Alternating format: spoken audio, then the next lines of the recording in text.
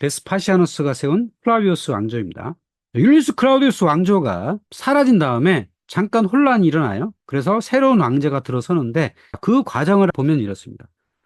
서기 66년부터 73년 사이에 유대에서 전쟁이 일어났어요. 그걸 제1차 유대 전쟁이라 하는데요. 네로의 통치 시기죠. 그때 유대 전쟁을 이끈 사람은 베스파시아누스라는 장수였고, 또 베스파시아누스가 황제가 되니까 그 아들 티투스가 이어서 지휘했고, 서기 70년에 예루살렘이 함락이 되는데, 이 유대 전쟁이 일어나게 된 원인을 보면 이렇습니다. 로마가 카이사르 시대부터 황제 숭배 사상이 시작돼요. 그래서 카이사르를 신격화하고 칼리귤라 3대 황제를 신상을 제국 전역에 설치를 합니다. 특히 동방 지역에.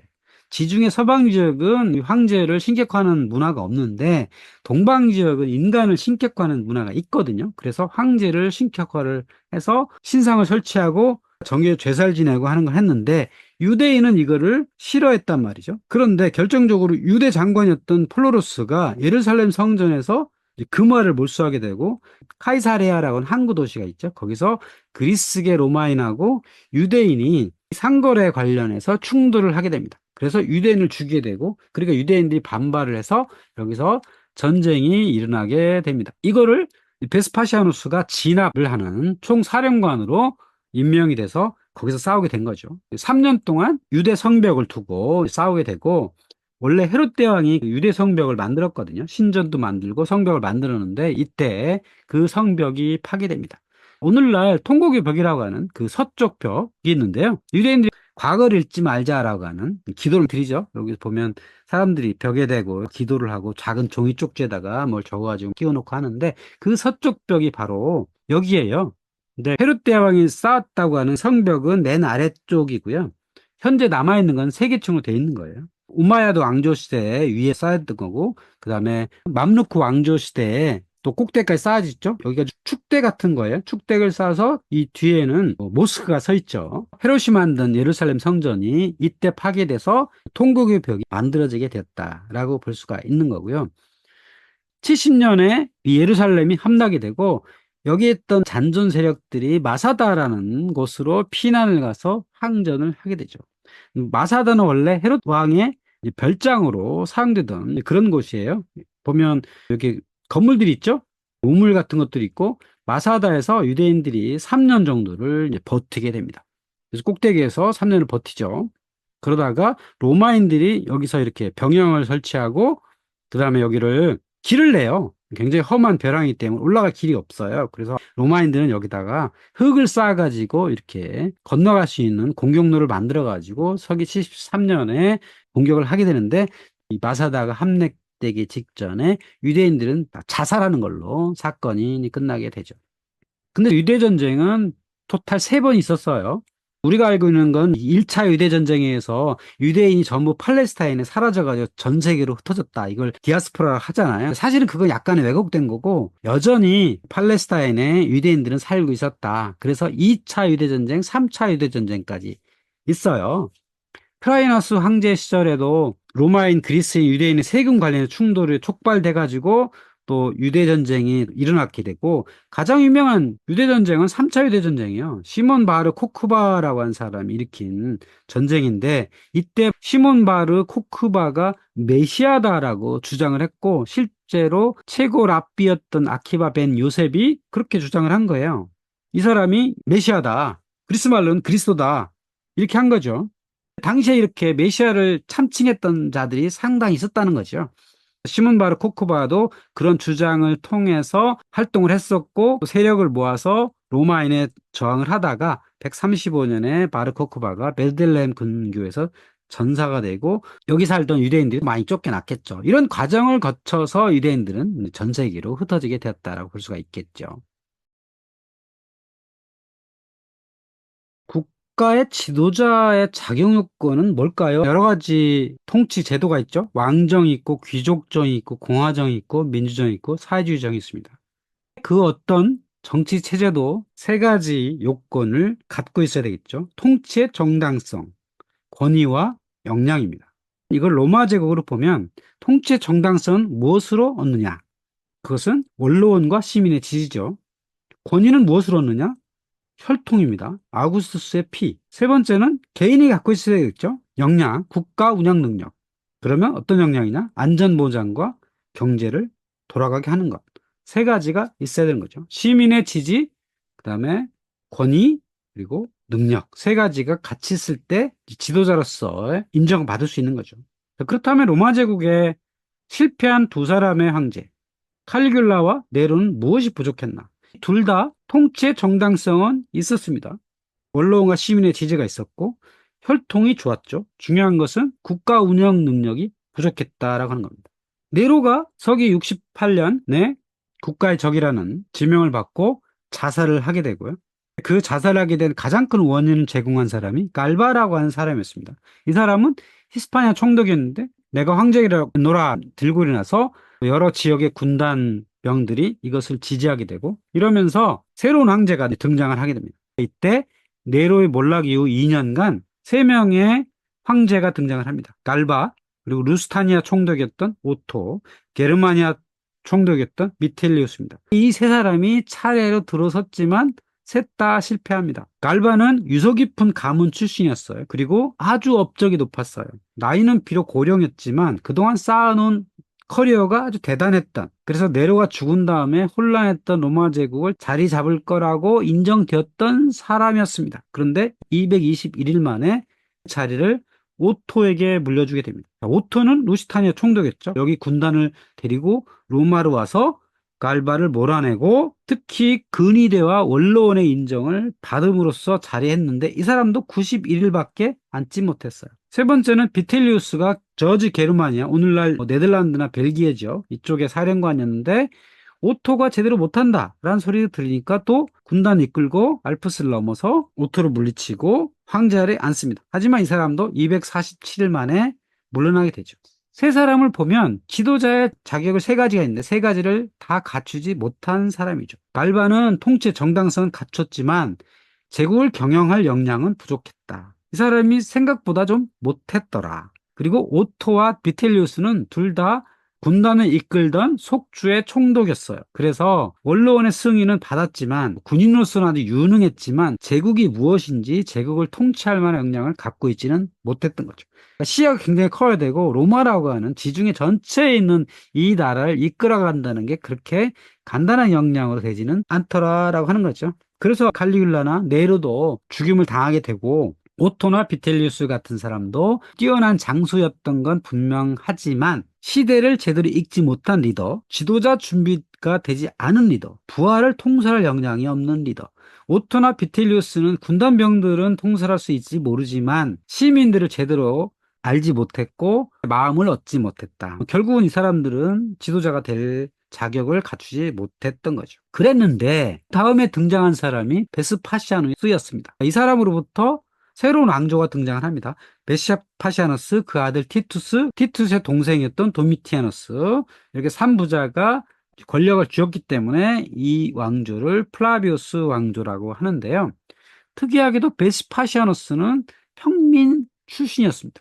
세리 집안의 둘째 아들이었다. 평민의 신분으로 황제가 된 최초의 인물이었습니다.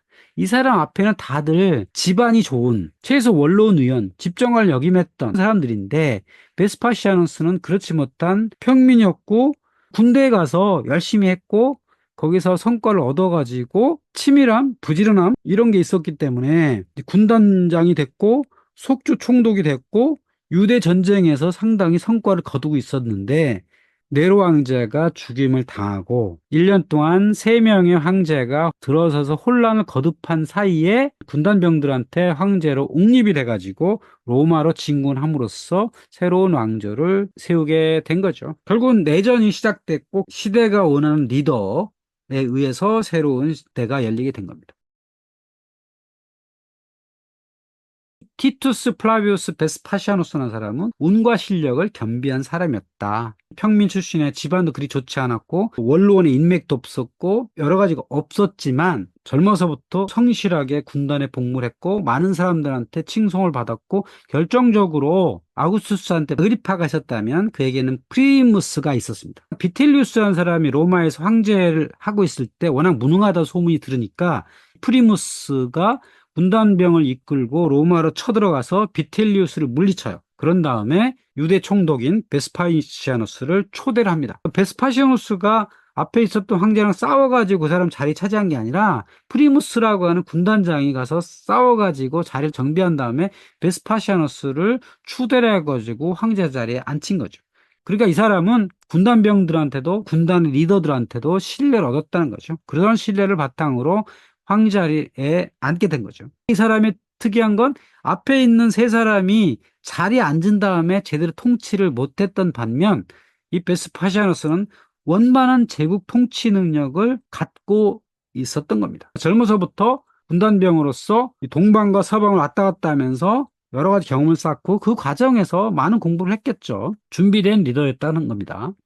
개혁을 하면서도 원로원과 원만한 관계를 유지를 했습니다. 아마도 프린캡스가 어떻게 원로원과 관계를 잘 유지하면서 공화국이 아니면서 공화국인 척을 하는지, 또 칼리귤라와 네로가 무엇을 잘못했기에 원로원의 지지를 잃게 되었는지, 이런 것들을 잘 알고 있었던 것 같아요. 그러면서 여러 가지 개혁 조치를 합니다. 특히 자기보다 앞에 있던 3명의 사람들이 촉주 총독이었단 말이에요. 촉주 총독이 반란을 통해서 권력을 잡았잖아요. 자기가 황제자리에 있으니까 또 반란이 일어나면 안 되잖아요. 그래서 촉주 총독이 일어나지 않도록 여러 조치를 취했고, 이탈리아 바깥에 있던 그리스, 소아시아, 히스파니아 등 여러 지역의 라틴 시민권을 확대 조치를 합니다. 그러면 어떻게 될까요? 이런 지역에 살던 시민들이 로마에 대한 애국심 같은 게 많이 일어나게 되고, 또 로마 시민이 돼야만 군단병이 될 수 있잖아요. 군단병을 더 많이 확보할 수 있는, 질 좋은 군단병을 확보할 수 있는 길을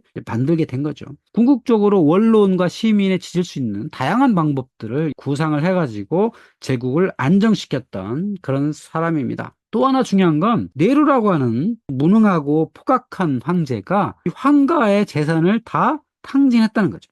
아우구스투스가 남겨놨던 어마어마한 재산들을 다 탕진했기 때문에 문제는 이 국고에도 돈이 없고 황가에도 돈이 없어요. 그럼 어떻게 될까요? 세금을 지역에서 더 거두면 민심이 나빠질 거 아니에요. 어떻게 하면 자금을 확보할 것이냐 상당히 고심을 합니다. 그래서 만든 제도 중에 하나가 이 화장실을 유료화한 겁니다. 유료 공중 화장실을 설치했어요. 이 공중 화장실이 뭐냐면 인슐라라고 하는 아파트가 있잖아요. 보통 3층, 4층 되는 벽돌집인데 집집마다 요강 같은 게 있어요. 그거를 아침 되면 도로에 쏟아붓고 그런 나쁜 행위도 있었는데 그렇게 하지 말고 구역을 정해서 화장실에 오물을 모아놓는 장소를 만들었습니다. 개인들은 거기다 버리는 거죠. 그러면 개인들이 그 화장실 사용료를 내는 게 아니라 거기서 오물을 가져가는 업자들한테 돈을 받습니다. 그게 화장실세예요. 그러면 업자들은 그 오물을 어디다 쓸까요? 그걸 가져다가 가죽 같은 거를 세탁 세제로 썼다 그래요. 옛날에는 옷들을 오래 입었기 때문에 때가 많이 끼잖아요. 오줌 같은 거를 세제로 썼기 때문에 그걸 가져가는 업자들한테 돈을 받아서 세금에 충당을 했다는 거죠. 아들 티투스가 이 세금에 대해 반대하니까 티투스의 코에다가 이 금화를 들이대면서 이렇게 했다는 거죠. 이 금화에서 어디 냄새가 나느냐라고 반문했다는 거죠. 오줌세를 걷던 뭐든 무슨 상관이냐 이랬다는 거죠. 이거부터 유래가 돼가지고 유럽의 공중화장실의 이름은 베스파시아누스라는 이름이 붙어 있습니다. 나라마다 좀 변했지만 예를 들면 불어로 하면 베스파시아네입니다. 지금 파리에 있는 이 화장실 이름이 베스파시아네예요. 그러니까 이탈리아에도 베스파시아네, 스페인도 조금 바뀌지만 베스파시아누스 이름을 변형한 이름이 공중화장실로 되었다는 거죠. 물론 베스파시아누스가 설치한 거와 조금 다르긴 하지만 유럽에 있게 된 유료 공중화장실의 유래라고 할 수가 있겠죠. 그러니까 이만큼 실용적으로 어쨌든 나라의 돈이 부족하니 세수를 확보하기 위한 여러 가지 행위들을 했다고 하는 겁니다. 또한 베스파시아누스가 시민들한테 인정을 받아야 될 거 아니에요. 그럼 빵과 서커스가 굉장히 중요하죠. 물론 빵은 유료로 사게 하지만 서커스는 여전히 무료로 했단 말이죠. 이 서커스를 더 자유롭게 볼 수 있도록 극장을 만들게 됩니다. 이 극장의 이름을 플라비우스 극장이라고 합니다. 우리가 알고 있는 바로 그 콜로세움입니다. 원래 이 자리에 콜로서스라고 하는 동상이 있었기 때문에 네로가 만든 물놀이하는 연못이 바로 이 장소에 있었던 거예요. 거기를 메꾸고 원형극장을 이렇게 세우게 됩니다. 5만 명의 관중이 들어갈 수 있는 거대한 규모였다. 그럼 이거를 세우는 돈은 어디서 나왔을까요? 결국은 전리품에서 돈을 확보하는 거죠. 전리품은 황실 재산이 되는 거예요. 국고로 들어가는 게 아니라 황실 재산이니까 이 베스파시아누스가 황제가 된 다음엔 그 아들 티투스가 유대 전쟁을 계속 하고 있었거든요. 유대 전쟁을 마친 다음에 많은 전리품을 얻어가지고 또 10만 명의 사람들을 잡아와요. 5만 명 정도는 노예로 팔고, 그럼 거기 또 돈이 나오잖아요.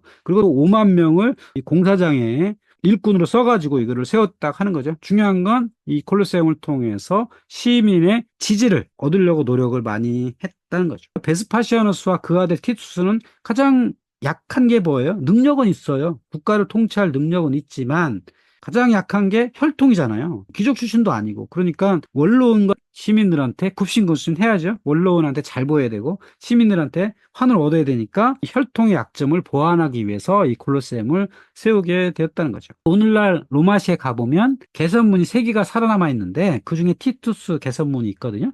콜로세움 앞에 있어요. 거기 보면 안쪽에 이렇게 부조가 있는데요. 부조 한쪽 면에는 유대 성전에서 여기 촛대가 있죠?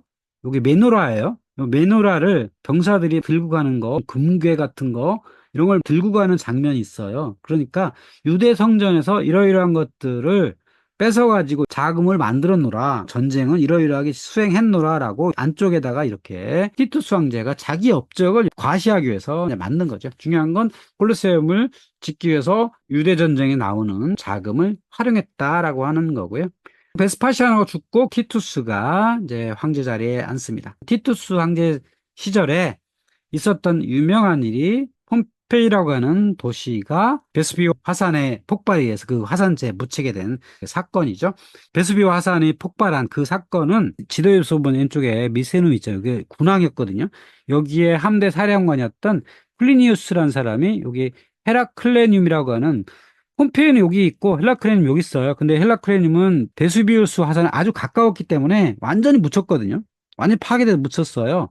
여기서 플리니우스가 함대 사령관을 구조 활약을 하다가 죽어요. 근데 조카였던 소플리니우스가 이 사건을 기록합니다. 자기 삼촌인 플리니우스가 함대 사령관으로 바다에서 구조 작업을 하다가 죽었다. 그리고 폼페이라고 하는 도시가 이렇게 화산재에서 묻히게 되었다라는 얘기를 기록을 하게 됩니다. 이 기록을 바탕으로 17세기, 18세기에 폼페이가 발굴이 되게 되는, 그걸로 이어지게 되는 거죠.